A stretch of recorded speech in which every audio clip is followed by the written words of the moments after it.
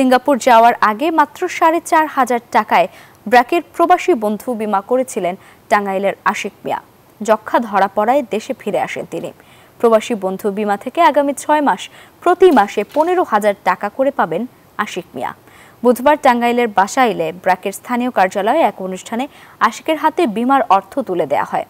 অনুষ্ঠানে ব্র্যাক মাইগ্রেশন প্রোগ্রামের পক্ষ থেকে ৪ জন বিদেশ ফেরতকে অর্থনৈতিকভাবে ঘুরে দাঁড়াতে ব্যবসা প্রতিষ্ঠার জন্য ৬.৫ লাখ টাকার অর্থ সহায়তার চেক হস্তান্তর করা হয়। ব্র্যাক জানিয়েছে, প্রবাসীদের আর্থিক নিরাপত্তা নিশ্চিত করতে ব্র্যাক ও গার্ডিয়ান লাইফ ইন্স্যুরেন্স লিমিটেডের যৌথ উদ্যোগে প্রবাসী বন্ধু বীমা চালু করা হয়েছে।